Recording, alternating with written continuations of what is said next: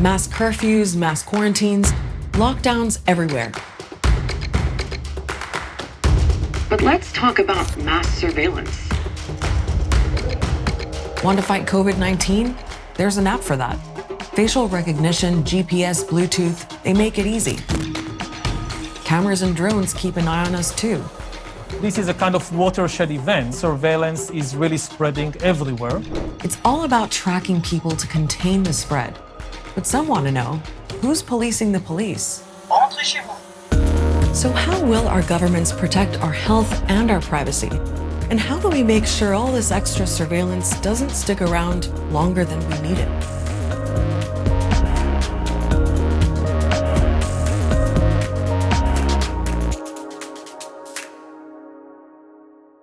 This coronavirus has been tough to contain because it spreads so easily. It's why governments are trying to do two things: monitor people's health and keep tabs on where they are.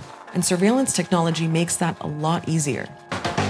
Singapore's government released this app that logs everyone you bump into.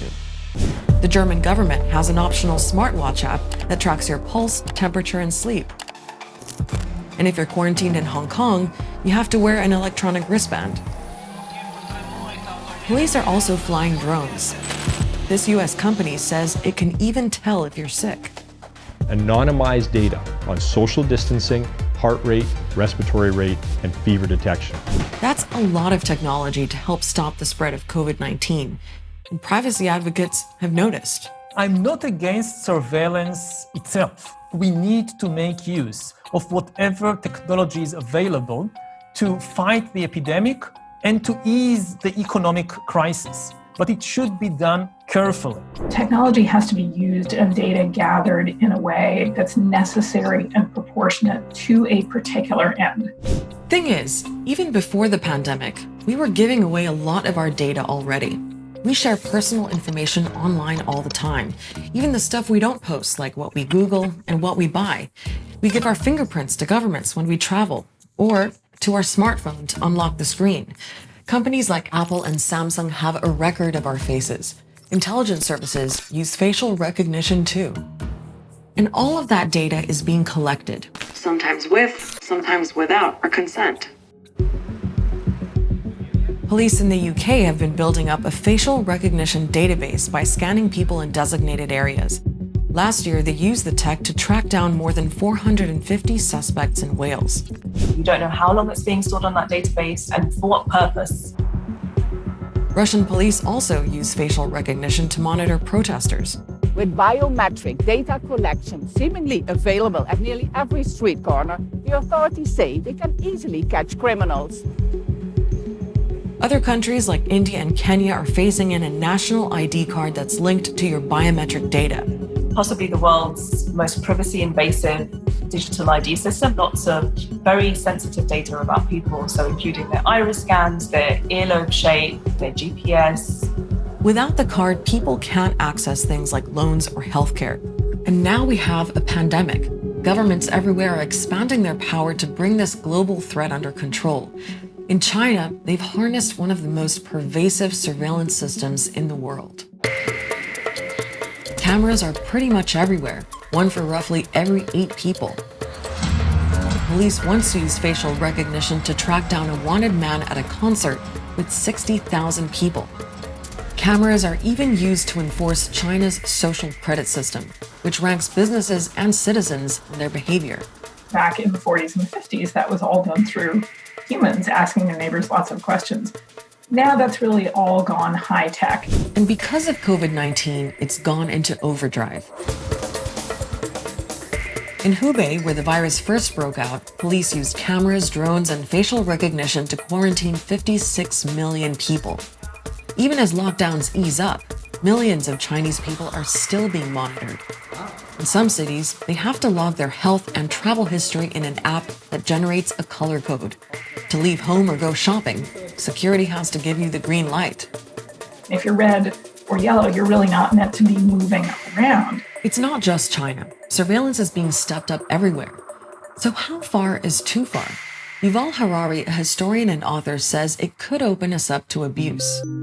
It is, of course, focused on the disease itself. The system needs data about what's happening inside your body. Your body temperature, maybe your blood pressure, maybe your heart rate. But once surveillance goes under the skin, it can start being used for many, many other purposes. They can know not only that you're watching, but also what you're feeling. What makes you angry, what makes you laugh. It gives some clue about your political views or personality. And the implications of that are extreme. It can go all the way to the establishment of new totalitarian regimes, worse than anything we've seen before. That's obviously a worst-case scenario. But what's to stop that from happening? Well, that's the key question, right? That's why Amnesty International, as well as other NGOs and digital rights organizations, are very closely tracking the rollout of these systems. Privacy advocates say we should scrutinize the emergency laws governments are passing right now, often with little or no public debate. The UK, Hungary, Russia, the Philippines, Thailand, they've all done it. Israel tried too. The government has turned to the secret police and authorized it to use some of the skills and technologies it initially developed to monitor and control the Palestinians. But the Israeli Supreme Court put on the brakes. We know, especially in Israel, that measures taken in an emergency have this nasty tendency to long outlast the emergency. We need to be extremely careful about what we're allowing and for how long. Will we be able to turn that back once this is over? And then there's the language some politicians have been using. I view it as in a sense, a wartime president. We must act like any wartime government. Nous sommes en guerre. There are plenty of examples where conflict has led to governments expanding their powers. Report to your company. A major disaster is occurring in New York City this morning. 9/11 is a good example. Our enemy is a radical network of terrorists and every government that supports them. Our war on terror begins with Al-Qaeda. The Patriot Act was brought in just 45 days later in the name of fighting terrorism, and it was criticized for expanding U.S. government surveillance. Some of those powers are still around. Human rights are born out of the modern world's turmoil. Now is precisely the time where we need to protect them and uphold them. So how do we make sure that authorities don't abuse the data they have on us in the name of fighting the pandemic? This is not a war. This is a healthcare crisis. If you want to put somebody in charge, put a nurse in charge, not a soldier or a general. Some actually think governments in Asia are doing it right. In Singapore and South Korea, for instance, officials say the data they're collecting now will be deleted later. There's also been, in some cases, a lot of kind of public data and public transparency around why they're doing things and how they're doing things, such that people understand.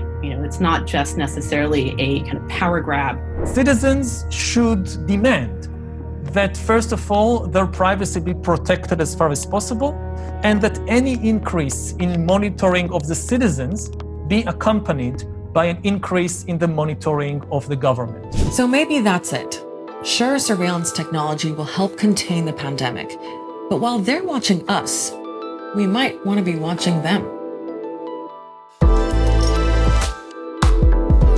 We don't know when we'll be back on the Start Here set, but not to worry. We're still going to be bringing you more episodes any way we can. In the meantime, our website, aljazeera.com, has all the latest on the coronavirus pandemic. I'll see you next week.